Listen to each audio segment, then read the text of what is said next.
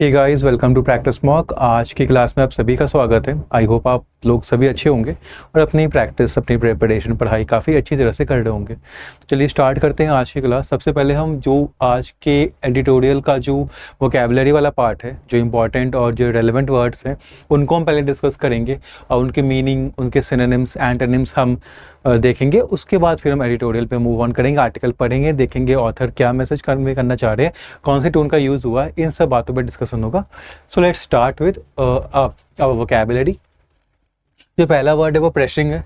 ठीक है, प्रेसिंग क्या होता है? एडजेक्टिव है। इसका मतलब होता है कोई चीज़ जो बहुत इंपॉर्टेंट है, बहुत क्रिटिकल है और अर्जेंट है और उस पर अभी ही काम होना चाहिए। ठीक है, तो needing to be dealt with immediately, मतलब ऐसी कोई चीज़ जिससे डील करना अभी एट प्रेजेंट मोमेंट बहुत ज़रूरी है, जितना जल्दी हो सके आप उस चीज़ से डील कर लो, तो उसको कहते हैं प्रेसिंग, जिसको हम अर्जेंट और क्रिटिकल भी कहते हैं। एंटोनिम क्या होगा? जो चीज़ इंपॉर्टेंट नहीं है। और जैसे ट्रिवियल हो गया। ट्रिवियल क्या होता है? जो चीज़ इंपॉर्टेंट नहीं होती है, रेलेवेंट नहीं होती है। आपका इनकॉन्सिक्वेंशियल, जो ये सेम मीनिंग है कि इंपॉर्टेंट जो चीज़ नहीं होती है, जो आगे जाके किसी और चीज़ को अफेक्ट नहीं करेगी, उसका कोई कॉन्सिक्वेंस बहुत ज़्यादा इंपॉर्टेंट नहीं होने वाला है। इन शॉर्ट वर्ड्स, कोई चीज़ जो अनइम्पॉर्टेंट है उसको हम इनकॉन्सिक्वेंशियल कहते हैं। ठीक। सेकेंड हमारा है क्यूमुलेटिव, और ये भी एक एडजेक्टिव है। क्यूमुलेटिव होता है including all the amount that have been added previously. मतलब लेट सपोज कि एक पिगी बैंक है। ठीक है, एक पिगी बैंक है, यहाँ पे पैसे होते हैं सेव। ठीक है, तो आपने पहले मंथ 100 किया। ठीक है, तो पहला कितना हुआ? 100 हुआ। फिर अपने सेकेंड मंथ फिर 100 रुपीज सेव किया, फिर थर्ड मंथ, फिर फोर्थ मंथ, ऐसे आप हर मंथ 100 करके वहाँ पे इस पिगी बैंक में डाल रहे हो। तो क्यूमुलेटिव अमाउंट क्या होगा? आपने अब तक जितना डाला है उसका टोटल, तो 4 मंथ पे कितना हो गया क्यूमुलेटिव? 400। तो ये होता है including all the amount that have been added previously, मतलब सब जितने अमाउंट जो पहले ऐड किए गए उन सबको मिला के कितना हुआ है, तो ये हो गया आपका क्यूमुलेटिव। ठीक है, जिसको हम एग्रीगेट भी कहते हैं और कलेक्टेड अमाउंट भी कहते हैं। नाउ एंटोनिम्स क्या होगा? Single and solo. अगर किसी सिंगल अमाउंट की बात करें, ठीक है, सबको मिला के नहीं और सिंगल वे में, तो वो उसका एंटोनिम हो जाएगा। और सोलो भी वही होता है, सिंगल। थर्ड है आपका एडेड। दिस इज वर्ब का सेकेंड फॉर्म, वर्ब की थर्ड फॉर्म भी है। एडेड का मतलब होता है एड करना। Add is assist. ठीक है, हेल्प करना, सपोर्ट करना किसी चीज को। तो सपोर्टेड और असिस्टेड उसके सिनोनिम्स हो जाएंगे। एंटोनिम क्या होगा? दोनों बहुत इंपॉर्टेंट वर्ड है आपके, इम्पीडेड एंड हिंडर्ड। इम्पीड करने का मतलब होता है किसी चीज़ की प्रोग्रेस में, डेवलपमेंट में बाधा डालना, उसको डिले करना, उसको रोकना। हिंडर्ड का भी सेम मतलब होता है कि ऑब्स्टिकल क्रिएट करना, ठीक है, प्रॉब्लम्स क्रिएट करना, जिससे कि वो चीज़ प्रोग्रेस ना करे, उसका डेवलपमेंट ना हो। ओके, समझ में आ रहा है?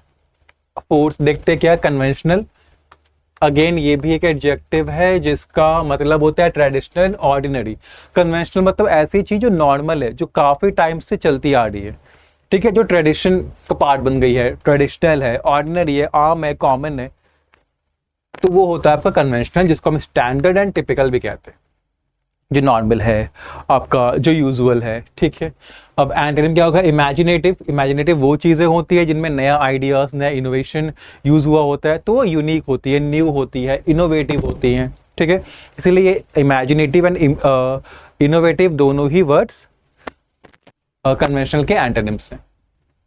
फिफ्थ आपका क्रूशियल। ये तो काफ़ी इजी वर्ड है, हालांकि एडजेक्टिव है। क्रूशियल का मतलब होता है जो चीज़ बहुत इंपॉर्टेंट है, एक्सट्रीमली इंपॉर्टेंट, वेरी इंपॉर्टेंट, जो कि की है, वाइटल है। क्रिटिकल भी कहते हैं।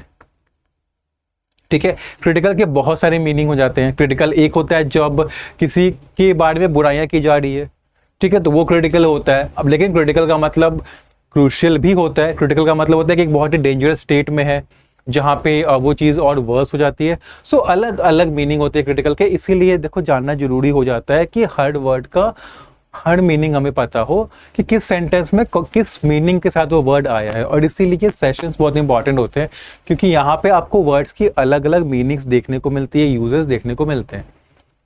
ठीक है, एंटोनिम होगा माइनर एंड ट्रिफलिंग। ठीक है, अब जो माइनर क्या हो गया? जिसकी इंपॉर्टेंस बहुत कम है। ट्रिफलिंग क्या है? ट्रिफलिंग का सेम मतलब है जो ट्रिवियल का मतलब है, जिसका मतलब क्या होता है? अनइम्पॉर्टेंट।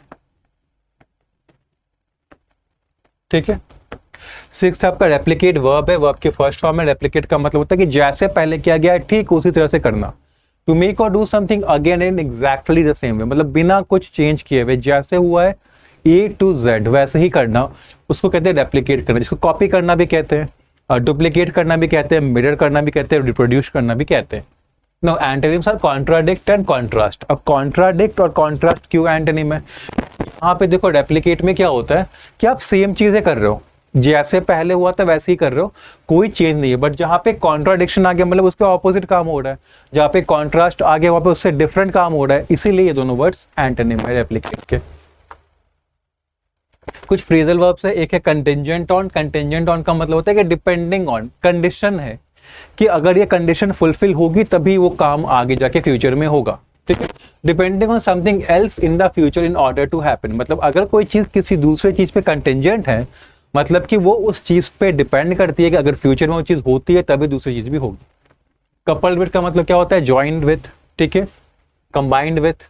और अकाउंटिंग फॉर का मतलब क्या होता है कि वो बीइंग अ पर्टिकुलर अमाउंट और part of something. Account for मतलब कि उतना वो पार्ट उसका है, ठीक है, वो उसके उसके पार्ट के बराबर है। ईडीएम एंड फ्रेज है कुछ, took a turn for the better, ठीक है, बेटर के लिए टर्न ले लिया मतलब इंप्रूव हो गया, ठीक है। कैसे इंप्रूव हुआ? क्विकली और सडनली इंप्रूव हो गया। फॉल शॉर्ट ऑफ का मतलब होता है कि कोई एक लिमिट थी, कोई एक लेवल था जो वो मतलब पहुंचते पहुंचते रह गया। लेट्स सपोज कि ये लेवल है जहां पे पहुंचना है, दिस इज एक्सीलेंट का लेवल है। कोई चीज अगर यहां तक गई, यहां तक गई, यहां तक गई, बट यहां पे आके रुक गई इतने छोटे से जगह पे, तो हम कहेंगे कि फॉल शॉर्ट हो रहा है वो, क्योंकि वो नहीं मीट कर पाई वो लेवल, ठीक है, वो गोल, वो स्टैंडर्ड, ठीक है, तो कहते हैं फॉल शॉर्ट। तो ये थी आज की वोकैबुलरी। एक जार्गन भी है, इकोनॉमी ऑफ स्केल। तो इकोनॉमी ऑफ स्केल क्या होता है? जब कॉस्ट और जो एफिशिएंट इंक्रीज प्रोडक्शन से आते हैं। अब देखो क्या होता है कि जब प्रोडक्शन इंक्रीज होता है, ठीक है, एफिशिएंट वे में, जब कोई कंपनी, कोई factory large number of goods produce करती है तो उससे क्या होता है? कॉस्ट जो होता है उसके प्रोडक्शन का वो कम हो जाता है। तो कॉस्ट कम होता है तो प्रॉफिट बढ़ जाता है। तो वही चीज़ है कि इकोनॉमी ऑफ स्केल में क्या हो रहा है कि cost benefit that come from efficient increase production, when business produce more there cost per unit go down. मतलब बिजनेस जब ज़्यादा प्रोड्यूस करती है, ज़्यादा लार्ज अमाउंट में कोई चीज़ मैन्युफैक्चर करती है, तो जो कॉस्ट है उसका मैन्युफैक्चरिंग करने का एक सामान का वो कम हो जाता है। तो यही है इकोनॉमी ऑफ स्केल। बात है आर्टिकल पे, क्या है आर्टिकल देखते हैं। Falling short on India EV journey. क्या कह रहा है? फॉलिंग शॉर्ट से क्या आ रहा है कि कहीं ना कहीं स्टैंडर्ड या गोल जो था वो अभी हम रीच नहीं कर पाए हैं, मीट नहीं कर पाए हैं। इंडिया की ईवी इलेक्ट्रिक व्हीकल्स की जर्नी के बारे में आज का आर्टिकल है। India must ensure technology transfer in the EV segment. India को क्या करना है, क्या गारंटी देनी है, क्या उसको करना है, इंपॉर्टेंट क्या है कि वो ईवी सेगमेंट में टेक्नोलॉजी का ट्रांसफर को वो इनेबल करे, मतलब टेक्नोलॉजी का ट्रांसफर हो। देखते हैं। On June 2nd, India took a turn for the better in its transport electrification journey by offering a concessional import duty of 15% on completely built up units. अब 2 जून को क्या हुआ कि इंडिया का जो ट्रांसपोर्ट इलेक्ट्रिफिकेशन जर्नी है, ठीक है, जहाँ पे वो ईवी में जो ईवी अडॉप्शन की जो जर्नी है वहाँ पे इंडिया के लिए चीज़ें अच्छी हुई हैं, चीज़ें इंप्रूव हुई हैं। कैसे इंप्रूव हुई है कि इंडिया ने कंसेशनल इंपोर्ट ड्यूटी 15% का दिया है, मतलब कि एक इंपोर्ट ड्यूटी कम किया है, जो इंपोर्ट पे टैक्सेस लगते थे वो इंडिया ने कम कर दिए हैं, ठीक है, 15% कर दिया है। किस पे? कंप्लीटली बिल्ट अप यूनिट, मतलब ऐसे यूनिट्स जो पूरी तरह से बन गए हैं उस पर। तो ये करके इंडिया, ये कहा ऑथर कह रहे हैं कि अगर जो ये कंसेशनल इंपोर्ट ड्यूटी ऑफर की गई है, जो अब कम टैक्स लग रहा है कंप्लीटली बिल्ट अप यूनिट पे, ये काफ़ी अच्छा है, एक इम्प्रूवमेंट है इंडिया की जो जर्नी है इलेक्ट्रिफिकेशन की, जहाँ पे वो ईवीज को ये कर रहे हैं प्रायोरिटाइज, उसके लिए काफ़ी अच्छी चीज़ है। This is contingent on the EV manufacturer investing a minimum of about 4,150 crore over 3 years to localize manufacturing in India. अब ये जो 15% का जो कम टैक्स लग रहा है, कम इंपोर्ट ड्यूटी लग रहा है, ये कंडीशनल है। इसके ये लेने के लिए कंडीशन होगी। कंडीशन क्या है कि जो EV मैन्युफैक्चरर है इसको ये वाला जो 15% लोअर किया हुआ टैक्स अवेल करना है, उसको कम से कम, ठीक है, 3 साल में 4,150 करोड़ इन्वेस्ट करना होगा। क्या करने के लिए? कि इंडिया में मैन्युफैक्चरिंग करे, मतलब मैन्युफैक्चरिंग जो ईवीज की हो इंडिया में हो, ठीक, with a big domestic value add of 25% इन 3 years। Base domestic value add कितना होना चाहिए, तो 25% होना चाहिए 3 साल में। बेस डोमेस्टिक वैल्यू क्या होता है कि चूंकि अब मैन्युफैक्चरिंग इंडिया में होगी, तो जो पार्ट्स बन रहे हैं इंडिया में, उन पार्ट्स की वैल्यू कितनी होनी चाहिए, तो 25%। तो फाइनल जो कार होगी या व्हीकल होगा उसका एटलीस्ट 3 साल में 25% जो कॉस्ट जो वैल्यू है पार्ट्स की वो लोकली मैन्युफैक्चर होनी चाहिए इंडिया में, जो going up to 50% in another 2 year, जो कि आगे 2 साल में 50% होनी चाहिए। मैं इजी वे में समझाता हूँ क्या हो रहा है यहाँ पे। क्या करना है कि मैन्युफैक्चरिंग को लोकलाइज करना है इंडिया में, मतलब मैन्युफैक्चरिंग इंडिया में होगी और पार्ट्स मैन्युफैक्चर होंगे इंडिया में, ठीक है। तो पार्ट्स का कॉस्ट होगा, तो कम से कम जो कॉस्ट है पार्ट्स का वो तो व्हीकल की टोटल कॉस्ट का 25% होना चाहिए और आगे जाके कम से कम 50% होना चाहिए। मतलब यहाँ पे क्या हो रहा है कि ज़्यादा से ज़्यादा हाई वैल्यू पार्ट्स इंडिया में मैन्युफैक्चर हो और यूज़ किए जाए फाइनल प्रोडक्ट में, यहाँ पे ये इंश्योर किया जा रहा है। तो जो भी कंपनी ये करती है, ठीक है, और एटलीस्ट मिनिमम 4,150 करोड़ इन्वेस्ट करती है ओवर 3 ईयर्स, तो वो फिर ये जो इम्पोर्ट 15% का वो आराम से अवेल कर पाएगी, ठीक। The notification under the scheme to promote manufacturing of electric passenger cars in India, SPME-PCI, announced in March 2024, allows for a maximum import of 8,000 completely built units annually for each manufacturer for 5 years. और ये जो notification है, एक scheme के under आती है। Scheme कौन सा है? Scheme to promote manufacturing of electric passenger cars in India, SPME-PCI scheme का नेम है, जो कि मार्च 2024 में अनाउंस की गई थी। और ये अलाउ क्या करती है कि एक मैन्युफैक्चरर 5 साल के लिए 8,000 कंप्लीटली बिल्ट अप यूनिट्स यानी 8,000 व्हीकल्स इंपोर्ट कर सकता है, ठीक है, हर साल annually. The SPME-PCI adds to the bouquet of policies that attempt to boost EV adoption and manufacturing। और जो ये SPME-PCI जो पॉलिसी है, ये adds to the bouquet of policy, मतलब कि बहुत सारे बुके, मतलब कैसे होता है, बुके में काफ़ी सारे फ्लावर्स होते हैं, तो बुके ऑफ पॉलिसी मतलब कि काफ़ी सारी पॉलिसीज है, उनमें से एक पॉलिसी ये है। और वो सारी पॉलिसी किसके लिए बनाई गई है कि ईवी अडॉप्शन और मैन्युफैक्चरिंग बूस्ट हो। तो ईवी अडॉप्शन और मैन्युफैक्चरिंग बूस्ट करने के लिए कंट्री में बहुत सारी पॉलिसी है, उनमें से एक पॉलिसी SPME-PCI है, ठीक। देखते हैं।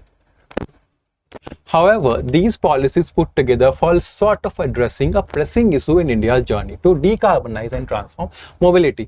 अब यहाँ पे क्या है कि थोड़ा सा however का यूज़ किया गया है, तो कुछ डिफरेंट चीज़ बताई जाएगी, ऑपोजिट चीज़ बताई जाएगी। ऑपोजिट चीज़ क्या है कि अगर इन सारी पॉलिसीज़ को मिला ले, जितनी पॉलिसीज़ डिस्कस हुई है पहले, इंक्लूडिंग ये वाली जो आपका SPME-PCI है, इसको मिला के बुके ऑफ पॉलिसी कहा गया, तो बुके में कलेक्शन ऑफ पॉलिसीज हैं। तो अगर उन सारी पॉलिसीज को भी मिला ले तो दे फॉल शॉर्ट, मतलब वो किसी चीज़ को अभी पूरी तरह से अचीव करना वो अभी नहीं कर पाई है, ठीक है। वो क्या चीज़ है? एड्रेसिंग अ प्रेसिंग इशू, बहुत ही इंपॉर्टेंट इशू है, एक चैलेंज है जिसको एड्रेस करना बहुत ज़रूरी है, और ये पॉलिसीज अभी तक उसको एड्रेस नहीं कर पाई हैं। क्या है, ठीक है। तो India journey to decarbonise and transform mobility, अब ये इशू कहाँ पे आ रहा है? तो जो इंडिया की जर्नी है कि वो डीकार्बनाइज करेंगे, मतलब जो पेट्रोल डीजल के व्हीकल्स हैं उनको कम करेंगे और इलेक्ट्रिक व्हीकल्स को प्रमोट करेंगे, तो वहाँ पे एक बहुत ही क्रिटिकल इशू आ रहा है जिसको पॉलिसीज अभी तक सॉल्व नहीं कर पाई है। वो इशू क्या है? टेक्नोलॉजी ट्रांसफर, मतलब टेक्नोलॉजी ट्रांसफर नहीं हो पाई है अभी तक। India began this journey in 2015, about 5 years later than most large economies। अब इंडिया ने ये जो जर्नी स्टार्ट की, कार्बनाइजेशन की, इलेक्ट्रिफिकेशन की, कि अब हम व्हीकल्स प्रमोट करेंगे, ये स्टार्ट किए 2015 में, जो कि 5 साल लेट है बाकी, अगर कंपेयर करें बाकी लार्ज इकॉनमी से। तो an outlay of 895 crore for the faster adoption and manufacturing of hybrid and electric vehicles in India FAME scheme for 5 years expanded to 10,000 crore in 2019, ठीक है। इसमें क्या है कि एक स्कीम आई थी, फेम स्कीम, जिसका नाम था optional manufacturing of hybrid and electric vehicles in India. इसका जो इनिशियल आउटले था, पहले जो स्कीम अनाउंस की गई थी जिस टाइम, उस टाइम स्कीम की वैल्यू 895 करोड़ थी, जो कि आगे के 2019 में 10,000 करोड़ कर दी गई। China announced it's ambitious new energy vehicle subsidy programme इन 2009। अब अगर चाइना की बात करें तो चाइना ने जो अपना new energy vehicle subsidy program launch किया था, ठीक, वो कब किया था? 2009 में, which coupled with mandatory joint venture manufacturing of EVs until 2022 enable technology transfer। अब इसके साथ में एक मैंडेट निकाला था चाइना ने कि ज्वाइंट वेंचर करना होगा, ज्वाइंट वेंचर मैन्युफैक्चरिंग होगी EV 2022 तक। और ये दोनों, ये जो प्रोग्राम था new energy vehicle subsidy program, और साथ में जो ये मैंडेटरी ज्वाइंट वेंचर मैन्युफैक्चरिंग थी कि आपको मिलके मैन्युफैक्चर करना होगा 2022 तक, तो ये इन दोनों चीज़ों ने चाइना को इनेबल किया क्या कि वो टेक्नोलॉजी बहुत अच्छे से ट्रांसफर कर सके। In addition, a reduced import duty on EVs 25% in 2010 to 15% in 2018 and cumulative incentives of about 230 billion in the past 15 years, the most by any country, enabled China to achieve the highest global EV adoption rate। इसके साथ और क्या किया, तो China ने import जो import tax लगता था ईवीज पे, वो कम कर दिया। 2010 में 25% था, जो कि 2018 में 15% हो गया। उसके बाद अगर जितने भी इंसेंटिव्स की बात करें जो अभी तक चाइना ने अनाउंस किया है ईवी अडॉप्शन के लिए 15 सालों में, वो उस बिलियन है, जो कि किसी भी कंट्री के द्वारा किया गया सबसे ज़्यादा है। मतलब कि सबसे ज़्यादा ईवी अडॉप्शन के लिए चाइना ने अनाउंस किया है। और इन दो चीज़ों ने, एक तो इंसेंटिव्स जो कि हाईएस्ट है, और दूसरा जो इंपोर्ट ड्यूटी रिड्यूस की, इससे चाइना क्या होगा, China highest global EV adoption rate उसने अचीव कर लिया। मतलब सबसे ज़्यादा ईवीज अभी कहाँ पे हो रहे हैं? चाइना में हो रहे हैं। This also supported rapid charging infrastructure deployment, making China the largest producer and consumer of EVs। और इससे क्या हुआ, अब EV अडॉप्शन रेट बढ़ा, तो अब उसके लिए जो इंफ्रास्ट्रक्चर है वो भी नीड थी, तो वो भी वहाँ पे डिप्लॉय हुआ, चार्जिंग इंफ्रास्ट्रक्चर वहाँ पे इंस्टॉल किया गया। तो इससे चाइना लार्जेस्ट प्रोड्यूसर और कंज्यूमर बन गया है EV का। ठीक है। The US began this journey in 2010 with an initial outlay of 25 billion for its advanced technology vehicles manufacturing loans program। US ने अपनी जर्नी कब स्टार्ट की EV अडॉप्शन की, डिकार्बोनाइजेशन की, इलेक्ट्रिफिकेशन उसने की 2010 में। इनिशियल आउटले क्या था? $25 बिलियन था। प्रोग्राम का नेम क्या था? Advance technology vehicles manufacturing loans program. This ended under the Biden administration inflation reduction act. अब जब बाइडेन वहाँ के प्रेसिडेंट बने तो इस प्रोग्राम को और एक्सपैंड किया गया, इसकी जो स्केल है वो बढ़ाई गई। ठीक है, इन्फ्लेशन रिडक्शन एक्ट के under. But it's EV adoption rate is much lower than China. लेकिन अगर बात करें यूएस, अगर कंपेयर करें यूएस को चाइना से, तो यूएस में जो EV अडॉप्शन रेट है वो बहुत कम है चाइना से। देखो EV अडॉप्शन रेट क्या होता है? EV अडॉप्शन का मतलब होता है कितने लोग एक्चुअली, अब जैसे अभी जो या तो वो पेट्रोल या डीजल कार यूज़ कर रहे हैं या सोच रहे थे कि पेट्रोल या डीजल कार्स लेंगे, उसके जगह पे कितने लोग ऐसे हैं जो कि EV ऑप्ट कर रहे हैं, EV इलेक्ट्रिक व्हीकल चूज़ कर रहे हैं। तो जितने लोग चूज़ करते हैं, जितने लोग परचेस करते हैं, तो हम कहते हैं कि उतने लोगों ने अडॉप्ट किया है इलेक्ट्रिक व्हीकल को। तो क्या यूएस में अभी as compared to China EV adoption rate कम है, तो वहाँ पे लोग कम यूज़ कर रहे हैं, कम परचेस कर रहे हैं इलेक्ट्रिक व्हीकल्स को। In 2024, out of 17 million global EV car sales, China alone accounted for 11.3 million।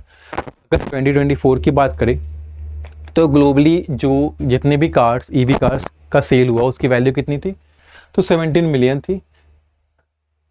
उनमें से 11.3 मिलियन चाइना की ही थी। तो देखिए कि मेजॉरिटी अभी जो EV का सेल हो रहा है वो चाइना से ही हो रहा है। फॉलोड यूरोप विथ 3.2 मिलियन, उसके बाद यूरोप आया 3.2 मिलियन के साथ। The US with another 1.5 million, और यूएस थर्ड नंबर पे 1.5 मिलियन के साथ है। And the rest of the world accounting for the reminder, और बाकी जो बचता है, जो बाकी जो कंट्रीज है वो आ गई। China's vertical integration of battery manufacturing from mining, processing to assembling has aided economies of scale with competitive pricing of EVs against conventional ICE vehicles. अब चाइना ने क्या किया, उसने वर्टिकली इंटीग्रेट किया बैटरी मैन्युफैक्चरिंग को, मतलब बैटरी पहले mine की जाती है, जो भी जो क्रूशियल मेटल्स हैं उनकी माइनिंग होती है, क्योंकि मेटल से फिर बैटरीज बनती है, तो माइनिंग से लेकर प्रोसेसिंग से लेकर असेंबलिंग तक सब कुछ चाइना कंट्रोल करते हैं, सब कुछ चाइना के अंडर है। तो उससे क्या हुआ है कि चाइना को बेनिफिट मिला है, इकोनॉमी जो स्केल हुआ है, ठीक है, वो large number of units of batteries बना पा रहा है, जिससे कि उसको प्रॉफिट हो रहा है। और इससे क्या कर रहा है कि वो जो ईवीज की प्राइस है चाइनीज मैन्युफैक्चरर जो है वो बहुत कम रखते हैं, क्योंकि उनके पास इकोनॉमीज ऑफ स्केल है, ठीक है। अगर कंपेयर करें आइस व्हीकल से, तो आइस क्या होता है, इंटरनल कंबशन व्हीकल, जो आपके कॉमन पेट्रोल और डीजल व्हीकल्स होते हैं। तो उसके कंपैरिजन में जो चाइना के मैन्युफैक्चरर्स जो बनाते हैं ईवीज, वो बहुत ही कम प्राइस के होते हैं। क्यों? क्योंकि चाइना के पास पूरा ये कंट्रोल है बैटरी मैन्युफैक्चरिंग का, माइनिंग, प्रोसेसिंग, असेंबलिंग से लेके सब कुछ।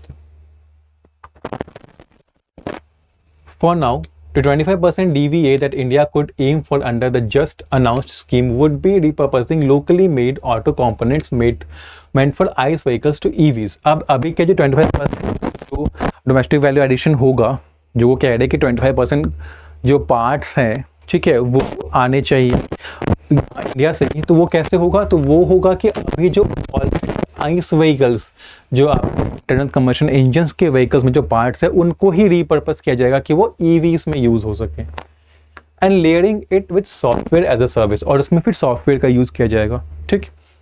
But to obtain the crucial technology for the heart of the EV, its battery, India must replicates its approach to localising ICE manufacturing. लेकिन अगर जो सबसे इंपॉर्टेंट टेक्नोलॉजी है ईवीज के लिए, जो कि हार्ट है, जो सबसे क्रूशियल की एलिमेंट है, वो है उसकी बैटरी।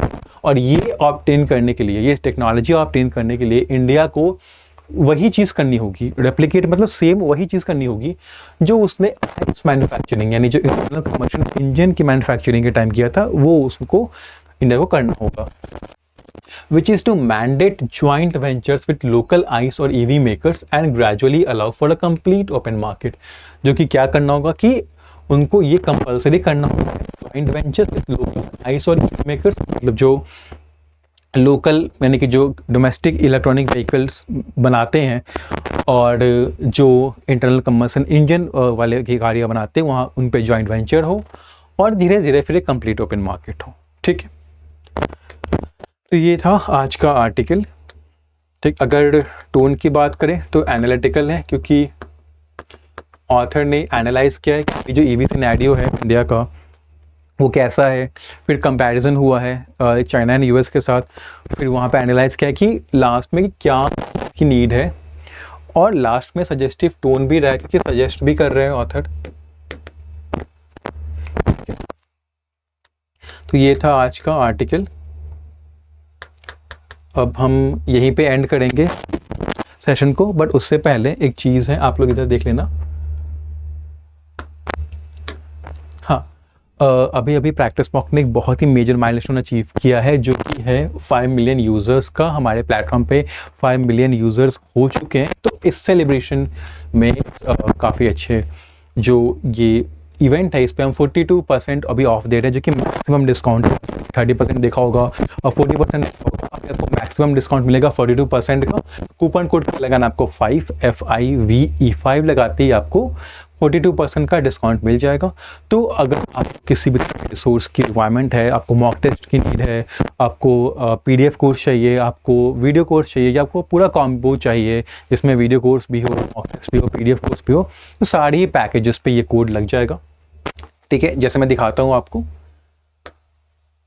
ये सारे न्यू पैकेजेस हैं, जिसमें बैंकिंग बेसिक है, बैंकिंग प्रो है, बैंकिंग प्लस है, बैंकिंग मैक्स है। डिज़ाइन किया गया आपके रिक्वायरमेंट्स के अकॉर्डिंग कि आप अपने प्रिपरेशन जर्नी में अभी कहाँ पे हो। लाइक अगर आप बिगिनर हो, स्क्रैच से स्टार्ट कर दो, देन यू वुड नीड आपका वीडियो कोर्स, ठीक है, जिससे आपके कॉन्सेप्ट्स क्लियर होंगे।